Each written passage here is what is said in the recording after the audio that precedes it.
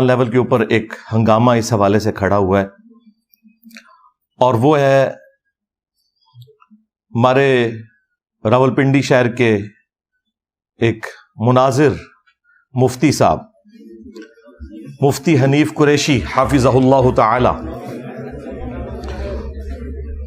ان کے اوپر ایک گستاخی کی ایف آئی آر کٹوائی گئی ہے، جس کی ہم پرزور مذمت کرتے ہیں۔ یہ کوئی ایٹیچیوڈ نہیں ہے کہ ایک شخص اگر سلپ آف ٹنگ کی وجہ سے یا سبقت لسانی کی وجہ سے کوئی بات اس کے منہ سے نکل جائے اور اس کے بعد وہ ویڈیو میں آ کے معافی بھی مانگ لے اور اس کے باوجود آپ ایک ہنگامہ کھڑا کریں، ہم تو بالکل اس کے حق میں نہیں ہیں۔ تو مفتی حنیف قریشی صاحب حافظہ اللہ تعالی کے خلاف یہ جو گستاخ صحابہ ہونے کی ایف آئی آر ہے، یہ خود انہی کے مکتب سے تعلق رکھنے والی جو دوسری پارٹی ہے، ڈاکٹر اشرف جلالی حافظہ اللہ تعالی۔ حنیف قریشی نامی جو راولپنڈی کے خطیب ہے، وہ شخص مفتی نہیں ہے، خامخواہ اس کو مفتی نہ بولا کریں، مجھ سے زیادہ اس کو کوئی نہیں جانتا۔ میں 2002 سے 4 تک جامعہ رضویہ ضیاء العلوم راولپنڈی میں نے 2 سالہ تجوید و قرات کورس کیا ہے۔ اس کے بعد پھر میں لاہور آ گیا، تو دوسرے سال میں یہاں پڑھتا تھا۔ اس وقت لاہور سے کو 5-7 بندوں کی سفارشات ڈلوا کے مجھے راولپنڈی اس نے اپنے بلایا کہ آپ قرآن بڑا سونا پڑھتے ہیں، تمہارے آگے کھڑے ہو کے آپ تراویح سنائیں۔ میں نے 30 بارے اس کے آگے کھڑے ہو کے سنائے ہوئے، اور میں جتنا اس کو جانتا ہوں شاید آپ میں سے کوئی نہیں جانتا۔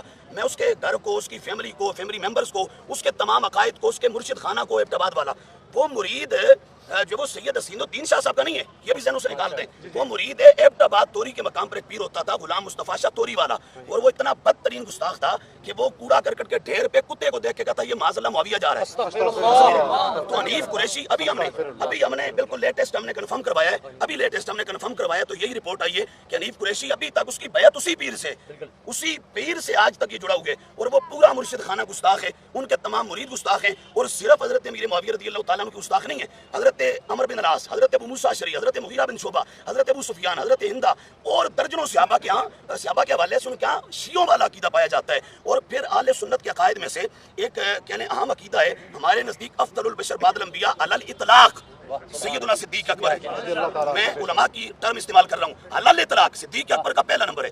تو اس بدبخت شخص نے پچھلے 15-20 سالوں میں اہل سنت کے عقیدے سے روگردانی کی۔ ہم تو سب کو دعائیں دیتے ہیں، زندہ ہیں، مر جائیں گے تو انشاءاللہ اپنے بڑوں کے پاس پہنچ جائیں گے۔ جب تک زندہ ہیں، خواہ وہ مسلمان ہے، کافر ہے، کسی بھی فرقے سے تعلق رکھتا ہے، ہم اس کو دعا دیں گے کہ اللہ تعالیٰ اس کی حفاظت کرے انسانوں میں چھپے ہوئے شیاطین سے بھی اور جنات میں گھسے ہوئے شیاطین سے بھی۔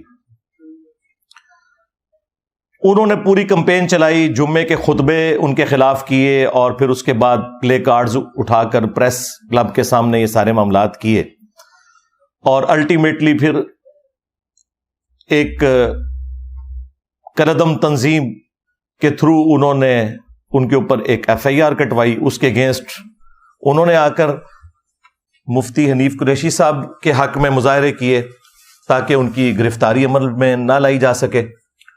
ان کے اوپر اس ایف آئی آر میں 295A کی دفعہ لگائی گئی ہے۔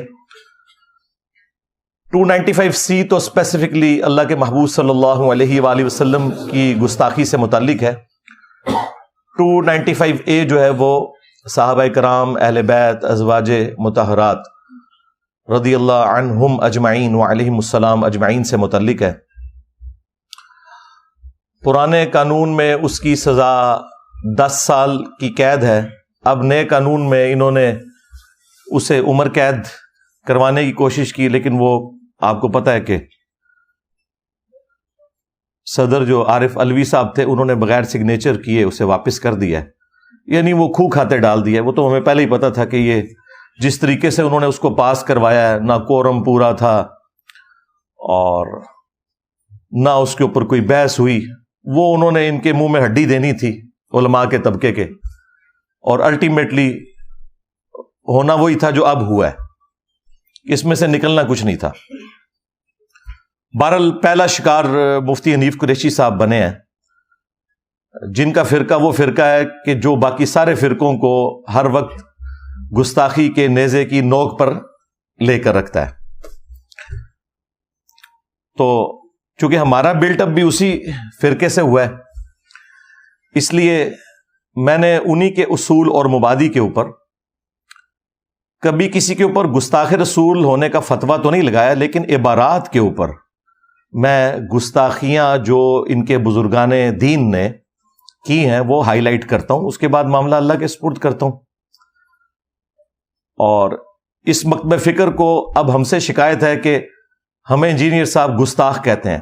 وہ مکتب فکر جس نے باقی تمام مکاتب فکر کو پچھلے 100 سال سے گستاخی کے نیزے کی نوک پہ رکھا تھا، آج ہم سے بھیک مانگ رہے ہیں کہ انجینئر صاحب ہمیں گستاخ تو نہ کہیں، ہمارے بزرگوں کو گستاخ تو نہ کہیں۔ حالانکہ میں نے اسپیسیفکلی بائی نیم کسی کو کبھی گستاخ نہیں کہا، صرف عبارتوں پہ بات کی ہے۔ اگر عبارت ثابت ہوتی ہے تو وہ اللہ کے حضور خود جواب دہ ہوگا، اور اگر نہیں ثابت تو ٹھیک ہے، معافی ہے۔ تو اس کے لیے میں نے ایک ٹرم ڈیوائز کی تھی کہ یہ اعلی حضرت کے نامکمل مشن کی تکمیل ہے جو ہم کر رہے ہیں، کیونکہ بریلوی خود یہی کچھ کرتے تھے جب ہم نے ان کے ساتھ کیا، یعنی کہ چشتی رسول اللہ، اشرف علی تھانوی رسول اللہ اور باقی چیزیں نکالی ہیں، تو اب یہ کہہ رہے ہیں کہ انجینئر صاحب کہاں سے ہم پر مسلط ہو گئے۔ تو پھر ہم نے عرض تو کیا ہے کہ وہ بھی کیا دن تھے، ہم بھی ایک جن تھے، آج ہم دیو ہیں، ان جنوں کے بھی پیو ہیں۔ ہاں 31 سال میں بھی بریلوی رہا ہوں۔ ہاں یہ آپ لوگوں سے ہی سیکھا تھا ہم نے کہ با خدا دیوانہ باش، با محمد ہوشیار۔ تو تمہارے اعلی حضرت کے مشن کی تکمیل ہم کر رہے ہیں۔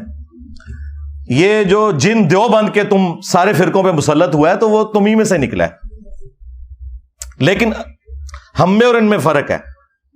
یہ جب یہ چیزیں ہائی لائٹ کرتے ہیں تو باقی فرقوں کو اسلام سے باہر نکالتے ہیں۔ ہم کہتے ہیں یہ سارے مسلمان ہیں، بریلوی، دیوبندی، اہل حدیث، شیعہ۔